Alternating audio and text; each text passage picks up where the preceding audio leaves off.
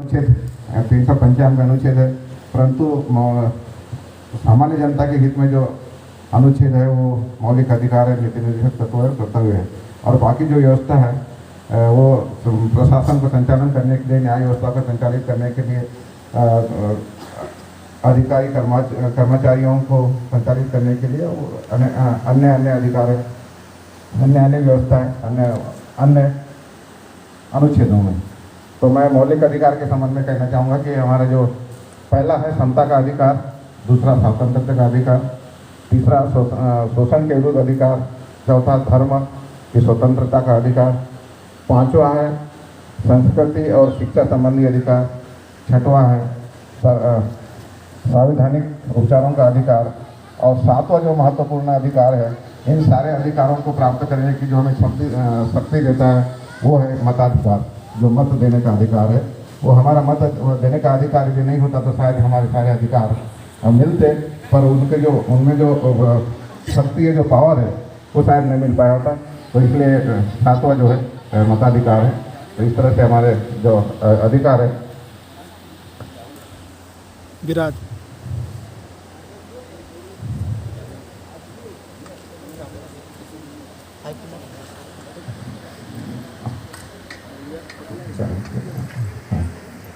चौदह में इंडिया के समक्ष समता, मतलब कानून के समक्ष सारे नागरिक समान हैं, चाहे वो हमारे देश का राष्ट्रपति हो, चाहे हमारे परिवार में रहने वाला या हमारे जो सबसे छोटा माना जाता है चपरासी से लेकर के राष्ट्रपति तक, सबको कानून के समक्ष सबको समान अधिकार है, सबको समानता का अधिकार है। और जिसको हमें समझने के लिए सबसे सरल उदाहरण जो है वो है वन वोट मतलब एक व्यक्ति एक वोट और एक मूल्य। जो समता के अधिकार में एक व्यक्ति एक मूल्य और एक व्यक्ति एक मूल्य और एक वोट, मतलब हमारे जो वोटों का जो मूल्य है वो चाहे राष्ट्रपति का उसका वोट हो, चाहे हमारा चपरासी का वोट हो, सबका एक मूल्य है, सबको समान माना जाता है। हाँ बता दे भाई, समझ में नहीं आ रहा होगा तो मैं थोड़ा सा सुधारूँ। मोटा आ रहा है, देखा भाई साउंड दिया। अनुच्छेद 15 में धर्म मूल वंश जाति जन्म स्थान के आधार पर विभेद का प्रतिषेध, मतलब कानून को अनुच्छेद 15 जो है किसी भी व्यक्ति के साथ में जो भारत का नागरिक है, हम भारत के नागरिक के साथ में जो किसी भी क्षेत्र का हो, किसी भी जाति का हो, किसी भी धर्म का हो, किसी भी समुदाय का हो, किसी भी वर्ग का हो, उसके साथ किसी भी प्रकार का विभेद नहीं किया जा सकता। ये हमें हमें संविधान से अधिकार प्राप्त है। वो सार्वजनिक स्थलों में, चाहे बाजार हो, पानठेला हो, सराय हो, किसी भी कहीं भी जाने का उन्हें कहीं पर उनके साथ किसी प्रकार का भेदभाव नहीं किया जा सकता, धर्म जाति लिंग और वर्ग के आधार पर, वर्ण के आधार पर। यहाँ तक कि उसमें जो शिक्षण संस्थाओं में जो प्रवेश है उसमें भी इस धर्म जाति लिंग के आधार पर भेद न करते हुए सबको समान शिक्षण संस्थाओं में प्रवेश लेने का अधिकार इसमें हमको प्राप्त होता है, चाहे वो शिक्षण संस्था है, शासकीय हो, गैर शासकीय हो, चाहे प्राइवेट हो। सब में जो जनसंख्या के अनुसार जो उनकी जो स्ट्रेंथ होती है उसके अनुसार 10% जो बच्चे हैं गरीबी रेखा के नीचे, मतलब उनको वर्ण के आधार पर उनको कम से कम 10% लोगों को उसमें सुविधा देना पड़ेगा निःशुल्क शिक्षा के लिए। ये मतलब हमें अधिकार प्राप्त हुआ है। साथ ही अनुच्छेद 16 लोक नियोजन के विषय में अवसर की समता, पिछड़े वर्ग के हो, SC ST OBC या पिछड़े वर्ग के लिए किसी भी वर्ग का हो, सबको लोक नियोजन मतलब यदि शासकीय सेवा की जो पद निकलते हैं, शासकीय सेवा में जो भर्ती होती है उसमें समानता के अधिकार पर सबको उसमें भागीदार लेने का, अपनी क्षमता दिखाने का और उसको अधिकार है। और उसमें किसी प्रकार का कोई जाति लिंग भेद के आधार पर उनके साथ में कोई भेदभाव नहीं किया जा सकता। अनुच्छेद 17 है अस्पृश्यता का अंत, जो हमारे देश में 26 जनवरी 1950 से हमारा संविधान लागू हुआ। इसके पूर्व हमारे देश में धार्मिक आधार पर और अन्य जो शासन सत्ता थी उसमें जो नियम थे, जो उसके पहले जो कानून थे संयुक्त, क्योंकि बगैर कानून के तो कोई देश चलता नहीं, तो संविधान लागू होने के पहले जो कानून थे उसके आधार पर अस्पृश्यता का बोलबाला था। और जिस दिन से ये कानून लागू हुआ, हमारा संविधान लागू हुआ, उस दिन से ये हम अस्पृश्यता को निषिद्ध किया गया। ये यदि कोई भी व्यक्ति किसी भी व्यक्ति के साथ में अस्पृश्यता का भेदभाव करता है तो उसको दंड का प्रावधान है। और ये एक अनुच्छेद ऐसा है, अनुच्छेद 17 ऐसा है जिसमें सीधा दंड का प्रावधान दिया गया है। ये हमारे जो वर्ग के लिए जिसके साथ में अस्पृश्यता का भेदभाव किया जाता है उसके लिए एक ताकत है, शक्ति है, पावर है। अनुच्छेद 18 में है उपाधियों का अंत। कोई भी इसके पहले जो हमारा देश स्वतंत्र नहीं हुआ था, अंग्रेजों के सत्ता में था, तब मतलब उनको यहाँ के देशों में यहाँ के लोगों को जो राजा महाराजा होते थे, शासन सत्ताधारी होते थे, उनको अनेक उपाधियों से भूषित किया जाता था, अनेक तरह की उपाधि दी जाती थी। परंतु जब से हमारा देश संविधान लागू हुआ तब से ये उपाधियों का अंत हो गया। अब कोई भी सेना और शिक्षा को छोड़ करके किसी भी प्रकार की कोई उपाधि जब तक कि हमारे राष्ट्रपति महोदय से उसकी अनुमति प्राप्त न हो तब तक कि किसी उपाधि को कोई ग्रहण नहीं कर सकता। इसलिए ये हमारा अनुच्छेद 18 उपाधियों का अंत होता है। जब तक कि हमें उपाधि लेने के लिए चाहे कोई भी देश हो, कहीं से भी हो, तो इसके लिए हमें राष्ट्रपति महोदय से अनुमति प्राप्त होने के बाद ही हम किसी भी विदेशी संस्था की हम उपाधि ले सकते हैं, अन्यथा नहीं ले सकते। अनुच्छेद 19 में है वाक स्वतंत्रता का अधिकार। हमें देश स्वतंत्र होने के पहले जो एक बहुजन वर्ग है जिसको वर्ण व्यवस्था के आधार पर शूद्र वर्ण कहा जाता है, ऊपर के 3 वर्णों को तो पूरी स्वतंत्रता थी, परंतु शूद्र वर्ण जो चौथा वर्ण था उसे प्रतिबंधित था। वो अपनी बात कह नहीं सकता था, अपनी विचार रख नहीं सकता था। तो ये अनुच्छेद 19 के तहत जब से हमारा संविधान लागू हुआ और उसे हमें अभिव्यक्ति की स्वतंत्रता मिलती है, विचरण करने की स्वतंत्रता मिलती है। चाहे हम कन्याकुमारी से लेकर के कश्मीर तक कहीं भी हम निर्बाध रूप से आ जा सकते हैं। अपनी आजीविका के लिए कहीं भी हम व्यापार उद्योग कर सकते हैं, अपनी अभिव्यक्ति व्यक्त कर सकते हैं। परंतु उसमें थोड़ा सा हमें ध्यान रखने की आवश्यकता है कि अभिव्यक्ति हम व्यक्त कर सकते हैं, परंतु उसमें एक बात ध्यान रखने की कि हमारी अभिव्यक्ति से किसी के भावना को ठेसने लगे, इस बात को ध्यान में रखते हुए हम अपने अभिव्यक्ति को व्यक्त कर सकते हैं। और इसमें हमें अभिव्यक्ति का जो अधिकार हमें स्वतंत्रता में वाक शक्ति का अधिकार मिला है। इसमें अपने संगठन अनेक प्रकार के संगठन बना सकते हैं। शांति के साथ में अपने बातों को रखने, अपनी मांगों को रखने के लिए आंदोलन कर सकते हैं, अपने कोई भी कार्यक्रम संचालित कर सकते, कार्यक्रम आयोजित कर सकते हैं, परंतु शांति को ध्यान में रखते हुए शांति के तौर पर किसी प्रकार का कोई अशांति न फैले। अनुच्छेद 20 में है अपराधों के लिए दोष सिद्धि के संबंध में संरक्षण। किसी भी व्यक्ति को जब तक कि उसका अपराध सिद्ध नहीं हो सकता तब तक उसे हम अपराधी घोषित नहीं कर सकते। ये हमें संविधान से अधिकार मिला हुआ है, संविधान से हमें कुछ ताकत मिली हुई है कि किसी भी व्यक्ति को जब तक कि उसका दोष सिद्ध नहीं हो जाता तब तक उसे अपराधी घोषित नहीं किया जा सकता। इसलिए अपराधों के संबंध में हमें संरक्षण देता है। प्राण और दैहिक स्वतंत्रता का अधिकार। हम अपने प्राणों की रक्षा, देह की रक्षा करने के लिए स्वतंत्र है हम।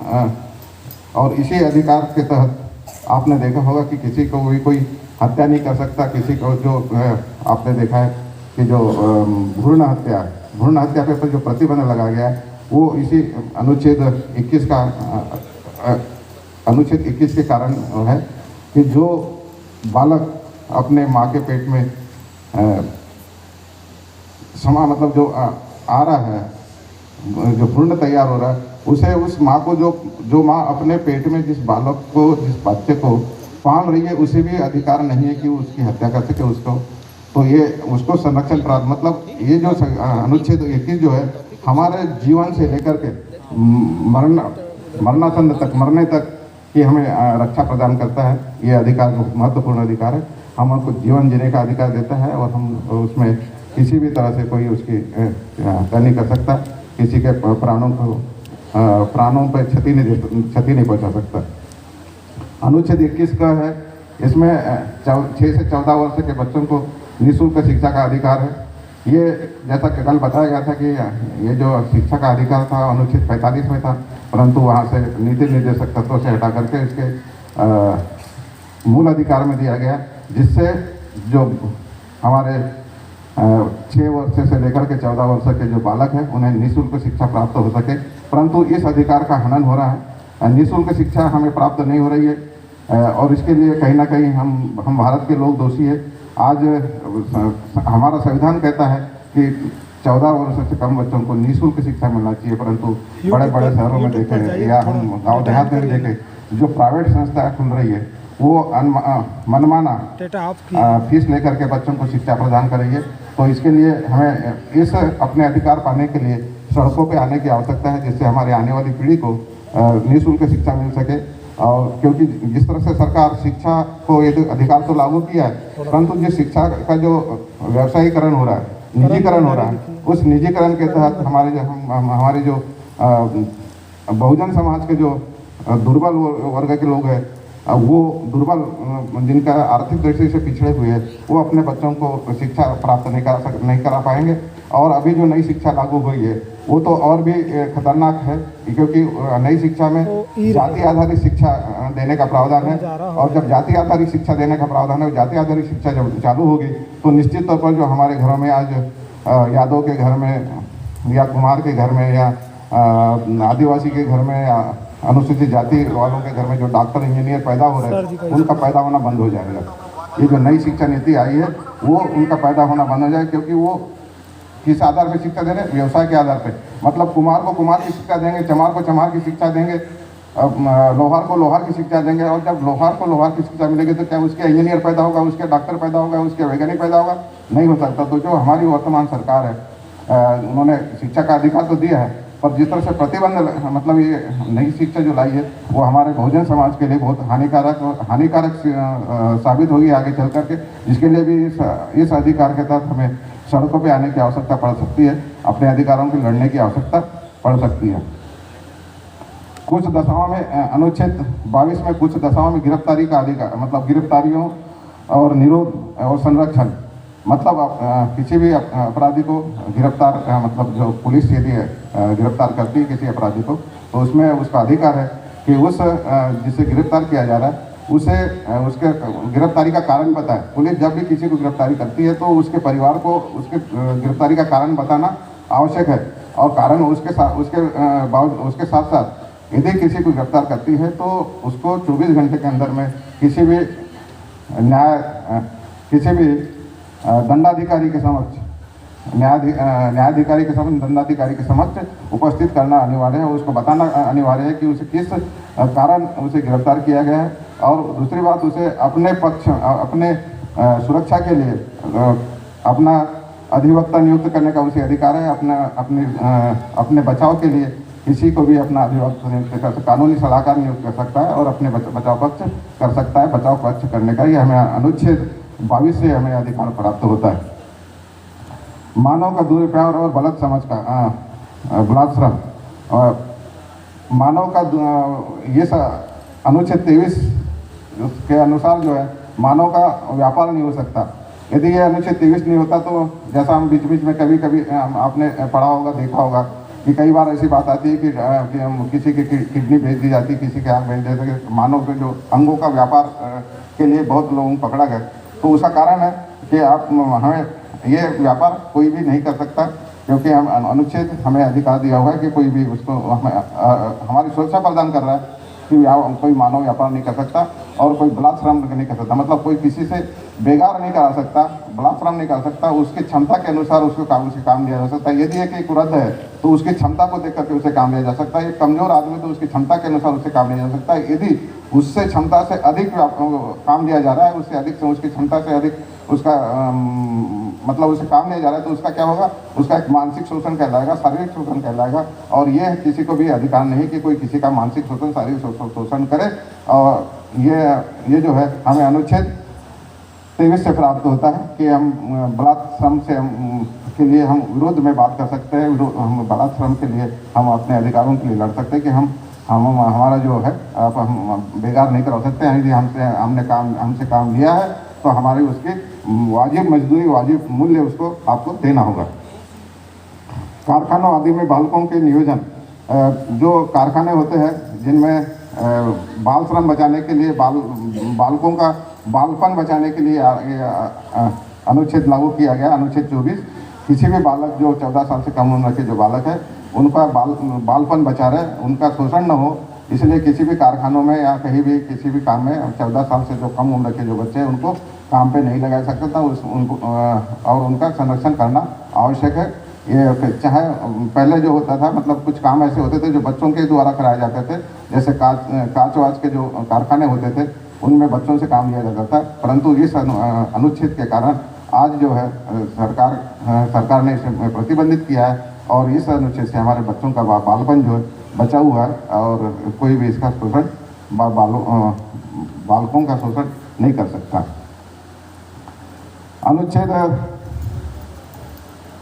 अनुच्छेद 25 में हमें अंतःकरण से धर्मों को मानने की स्वतंत्रता देता है। धार्मिक स्वतंत्रता के अंतर्गत अनुच्छेद 25 में हम अंतःकरण से धर्म को मानना ही तो व्यक्तिगत मामला है। वो इसमें कोई सरकार, कोई संस्था, कोई किसी को जबरदस्ती नहीं कर सकती कि आप इस धर्म को मानना पड़ेगा। कोई किसी प्रकार का दबाव नहीं डाल सकती।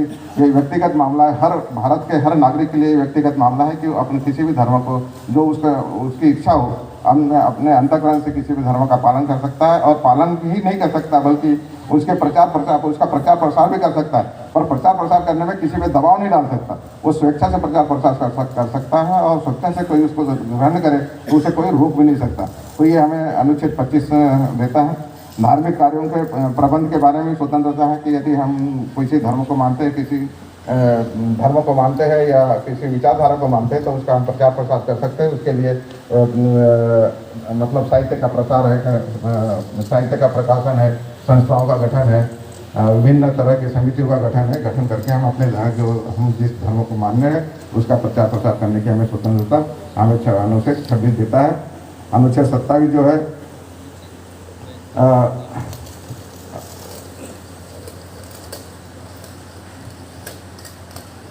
अनुच्छेद 28 जो है किसी भी कोई भी व्यक्ति किसी भी शिक्षा संस्था में या किसी धर्म को मानने के लिए जोर जबरदस्ती नहीं कर सकता। उपस्थिति होने के लिए जोर जबरदस्ती नहीं कर सकता। हमारी इच्छा पे निर्भर करता है। और यदि जो मतलब किसी संस्था की बात यदि कहें तो किसी धर्म विशेष के लिए उपस्थित होने के लिए उसके जो पालक यदि जो बच्चे यदि 14 साल से कम उम्र के हैं तो उन बच्चों को भी किसी विशेष प्रार्थना सभा में उपस्थित होने के लिए मतलब उसको दबाव नहीं डाल सकता। उसके लिए उसके पालकों से अनुमति प्राप्त होने के बाद ही किसी प्रार्थना सभाओं में उपस्थित होने के लिए उपस्थित किया जा सकता है, अन्यथा नहीं। अल्पसंख्यकों के वर्गों के हितों का संरक्षण, अनुच्छेद जो 29 है। जो हमारा देश विभिन्न धर्मों के धर्मावलंबी है, विभिन्न वर्ग के लोग हैं, जिसको हम अल्पसंख्यक भी कहते हैं, बहुसंख्यक और अल्पसंख्यक। अभी आज जो वर्तमान स्थिति है अल्पसंख्यकों में अभी बौद्ध, सिख, ईसाई, सिख, जैन भी अल्पसंख्यक में आ गए। इस्लाम मतलब मुसलमान ये अल्पसंख्यक की श्रेणी में आते हैं। तो इनका बहुसंख्यक को बीच में इनके साथ किसी प्रकार का दुर्व्यवहार न हो, इसलिए अल्पसंख्यकों की रक्षा की बात हमारे संविधान में की गई है।